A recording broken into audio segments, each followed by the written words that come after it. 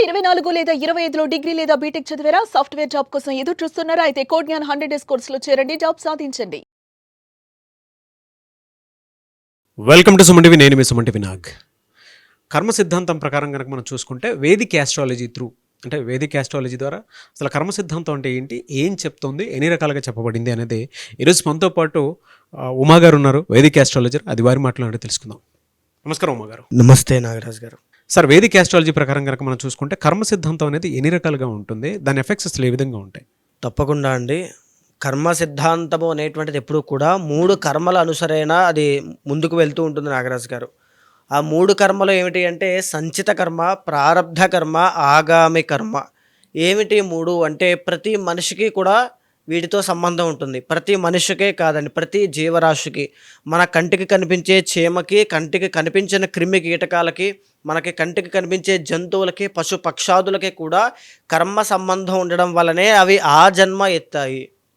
కొంతమంది జన్మించినప్పుడు కాళ్ళు చేతులు అనేటువంటివి సరిగ్గా రాక ఇబ్బంది పడుతూ పుడుతుంటారు. వాటిని బాల అరిష్టములు అని చెప్తాం.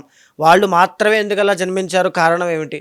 కొంతమంది పుట్టుకతోనే భాగ్యవంతము అంటే గోల్డెన్ స్పూన్తో పుడతారు. సో వాళ్ళకి ఆ యోగం పట్టడానికి కారణం ఏమిటి? కొంతమంది పుట్టుకతోనే సన్యాసంలోకి వెళ్ళిపోతుంటారు పెరగగానే, కొంతమంది మహానుభావులు. వాళ్ళకి అలాంటి యోగం సిద్ధించడానికి గల అవసరం ఏంటి? ఇవన్నీ కూడా కర్మ అనేటువంటిదే ప్రతి ఒక్కరిని నడిపిస్తూ ఉంటుంది. కర్మానుసారైన బుద్ధి అంటాము. అంటే ఆ కర్మ ఉంటేనే మనకి ఆ సమయంలో అలాంటి బుద్ధి పుడుతూ ఉంటుంది. సో ఇక్కడ సంచిత కర్మ అంటే ఏమిటి అంటే నాగరాజు గారు, మనం పూర్వజన్మలో చేసుకున్నటువంటి కర్మ, పూర్వ జన్మనే కావచ్చు, ముందు రోజు కావచ్చు, ఏదైనప్పటికీ కూడా అయిపోయినటువంటి రోజు, అయిపోయినటువంటి కాలం, అది పూర్వ జన్మ అయినా ఎప్పుడైనా సరే అప్పుడు చేసినటువంటి కర్మ మనం అనుభవిస్తూ ఉంటే దాన్ని సంచిత కర్మ అంటాము. ఈ సంచిత కర్మ అనేటువంటి దానివల్లనే మనం ఈ జన్మ ఎత్తాను. నేను ఈ దేహం ఎత్తడానికి, నాకు ఈ కళ్ళద్దాలు రావడానికి, లేదా నేను ఇలా ఒక బంగారం పెట్టుకోవడానికి, ప్రతిదానికి కూడా సంచిత కర్మ అనేటువంటిది ముడిపడి ఉంటుంది. తరువాత రెండవది ప్రారబ్ధ కర్మ అని ఉంటుందండి. ప్రారబ్ధ కర్మ అంటే ఇప్పుడు నేను చేసేటువంటి పని ఆధారంగా పుట్టేటువంటి కర్మ. నేను ఇప్పుడు ఒక మంచి విషయాన్ని 10 మందికి చెప్తున్నాను అనుకోండి, మంచి వాళ్ళు 10 మంది తయారవుతారు. అదే ఒక చెడ్డ విషయాన్ని చెప్తూ రెచ్చగొడుతున్నాను అనుకోండి, అక్కడ 10 మంది ఉగ్రవాదులు తయారవుతారు. సో ప్రతి పనికి ఒక రిఫ్లెక్షన్ అనేటువంటిది కనబడుతుంది నాగరాజు గారు. కర్మ క్రియకి ప్రతిక్రియ ఉన్నట్టుగా. నేను ఇలా ఒక నిప్పును పట్టుకుంటే నాకు కాలుతుందా లేదా, ఇన్స్టెంట్ రియాక్షన్ నాకు కనబడుతూ ఉంటుంది.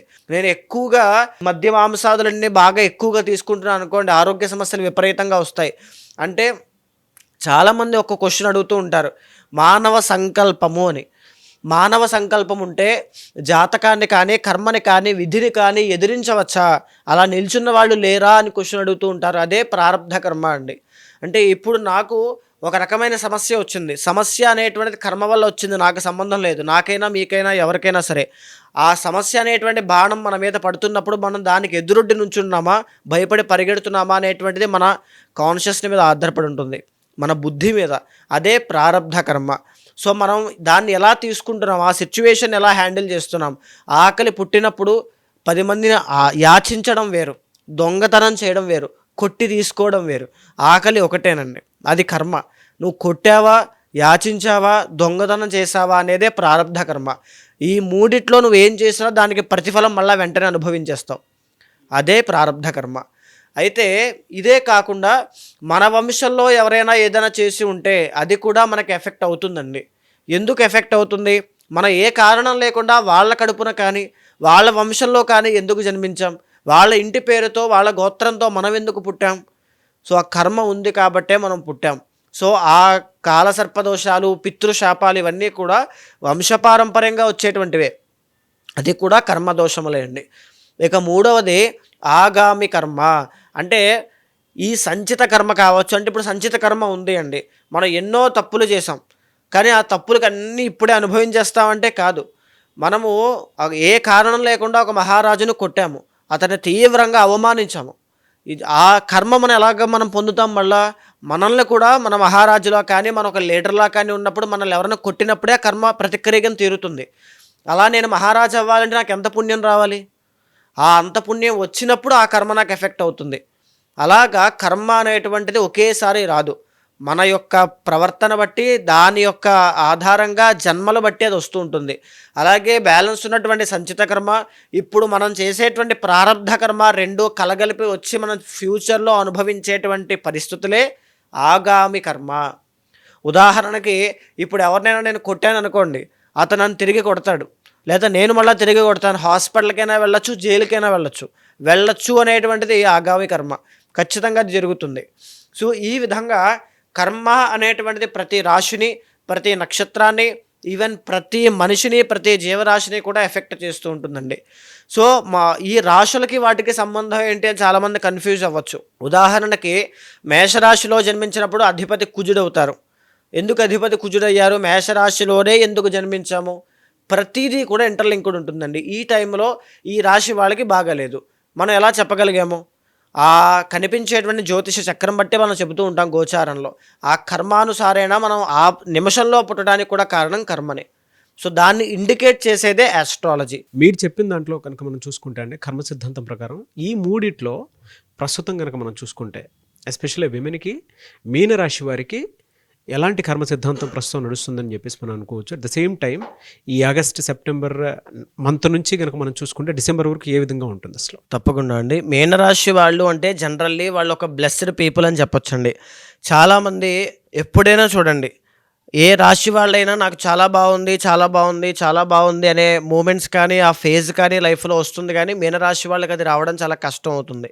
ఎందుకంటే ద ఒరిజినల్ 12th లార్డ్ అండి. వీళ్ళకి స్పిరిచువాలిటీ, భగవత్ అనుగ్రహం, తర్వాత డిటాచ్మెంట్స్, వైరాగ్యము, భక్తి, దేవుడు, మంత్రము, సిద్ధి ఇవన్నీ కూడా చాలా ఎక్కువ ఉంటాయి.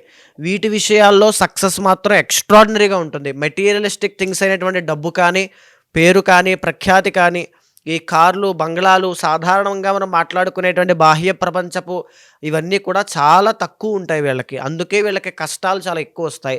వీళ్ళు మోక్షానికి వెళ్ళడానికి, ఆ సాధనకి చాలా యాప్ట్ అండి, చాలా బాగా పనికొస్తారు. మీనరాశి వాళ్ళు మీరు ఎవరు చూస్తున్నా నా జీవితంలో కష్టాలు చాలా ఎక్కువ ఉన్నాయని చెప్పి మీరు బాధపడాల్సిన అవసరం లేదు. కష్టము, సుఖము అనేటువంటిది ప్రతి మానవుడికి, ప్రతి ఒక్కరికి ఖచ్చితంగా వస్తుంది. అది ఎందుచేత వస్తుంది అని తెలుసుకోవడమే చాలా ముఖ్యం. మీకు అది రావడానికి కారణం ఏంటి అంటే మీరు జీవితంలో వైరాగ్యానికి, డిటాచ్మెంట్కి దగ్గర అవ్వడానికి గల కారణం అన్నమాట.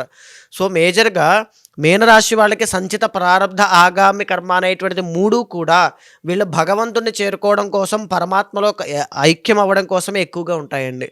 వీళ్ళకి జీవితంలో ఎంత సంపాదించినా డబ్బులు నిలబడవు. సో ఆ డబ్బు మీద ఉన్నటువంటి వ్యామోహం పోయేంత వరకు వీళ్ళు సంపాదిస్తారు, విపరీతంగా ఖర్చు పెడతారు కూడా. విదేశాలు కావాలంటే విదేశీ యోగం వీళ్ళకు ఉంటుంది. దేశ బహిష్కరణ, అవమానపడేటువంటి అవకాశాలు మీనరాశి వాళ్ళకి చాలా ఎక్కువ ఉంటాయి. ఇది నేను చెప్పడం కంటే వాళ్ళే ఎక్కువగా చెప్తూ ఉంటారండి. ఇంకో విషయం చెప్పాలి అంటే marital లైఫ్లో కూడా అనుకున్నంత సుఖం ఉండదు. స్టార్టింగ్ స్టేజ్లో వీళ్ళకు ఉన్నటువంటి వ్యామోహము చాలా ఎక్కువ ఉంటాయి. కానీ రాను రాను క్రమేపీ అవన్నీ కూడా తగ్గిపోతాయి. టోటల్గా భగవంతుడి దారిలోకి వెళ్ళిపోతారు మీనరాశి వాళ్ళు. ఇంకో విషయం ఏంటంటే వీళ్ళు తలుచుకుంటే జీవితంలో ఇల్లు కానీ అన్నీ వస్తాయి.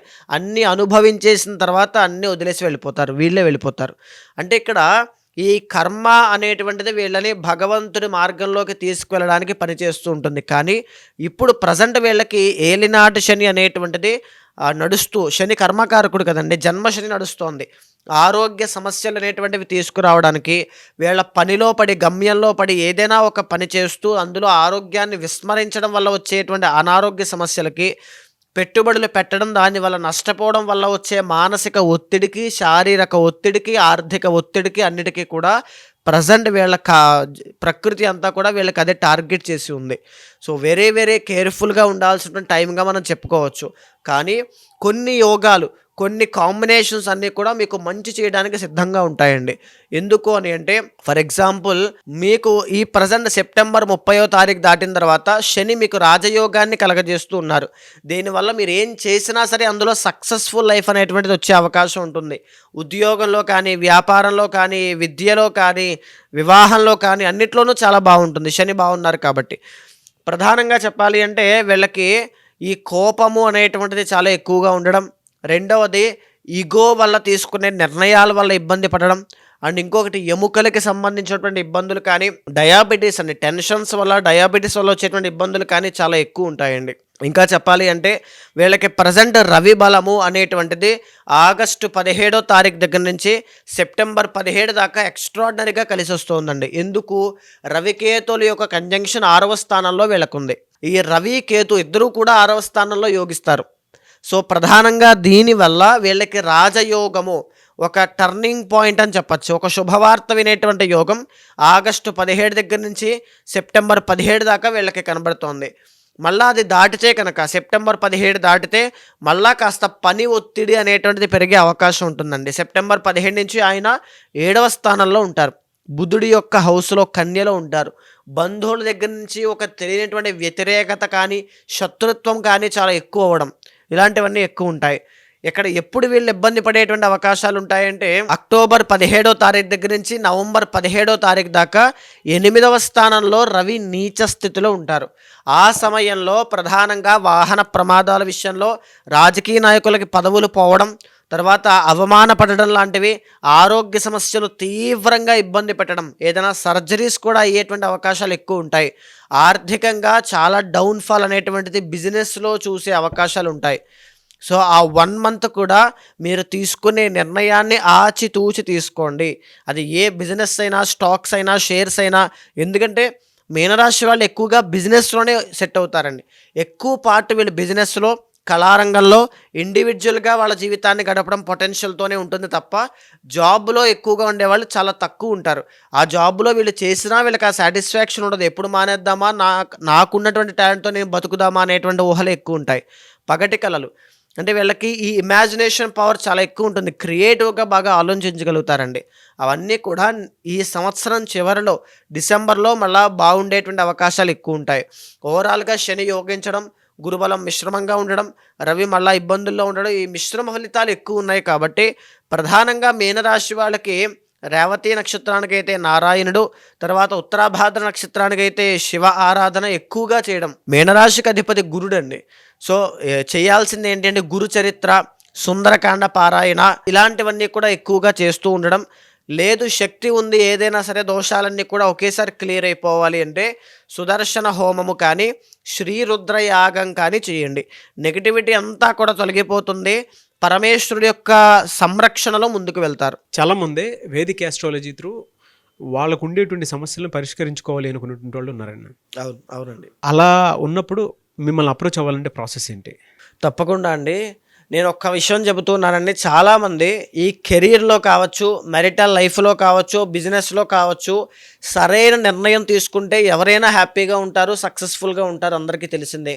కానీ ఆ నిర్ణయం తీసుకోవడానికి ఎన్నో రకాల ఆటంకాలు, చిక్కులు, మానసిక ఒత్తిళ్లలో పడి సరైన నిర్ణయం తీసుకోక ఇబ్బంది పడేవాళ్ళు కొన్ని వేల మంది ఉన్నారు. అది ఎడ్యుకేషన్లో అయినా, మెరిటల్ లైఫ్లో, రిలేషన్లోనైనా, సంతానం విషయంలో, సరైన స్టడీస్ విషయంలోనైనా, అన్నిట్లోనూ కూడా. అలాంటి వాళ్ళందరికీ కూడా ఒక క్లారిటీ కావాలి, నాకు ఒక జస్టిఫికేషన్ కావాలనుకుంటే మీ వెనకాల నేను ఉంటాను. మీ జన్మ జాతకాన్ని చూసిన తర్వాత గోచారంతో సమన్వయం చేస్తూ మీ జీవితంలో లెఫ్ట్ ఆర్ రైట్ సిచ్యువేషన్ ఎప్పుడు వచ్చినా మీ వెనకాల నేను ఉంటాను. ఒక గైడర్లా కావచ్చు, ఒక మెంటర్లా కావచ్చు, ఖచ్చితంగా ఒక ఫ్యామిలీ మెంబర్ లాగా ఏం చేయాలి, ఎప్పుడు ఎలాంటి నిర్ణయాలు తీసుకోవాలి, ఎప్పుడు జాగ్రత్తగా ఉండాలి, ప్రతిదీ కూడా మీ వెనకాల నుండి నడిపిస్తాను. ఏదైనా దోషాలుంటే తగినటువంటి శాంతి పరిహారములు ఆచరింపచేసి భగవత్ అనుగ్రహం కలిగేలా చేస్తానండి. డెఫినెట్గా అండి. థ్యాంక్ యూ సో మచ్ అమ్మగారు. నమస్తే అండి.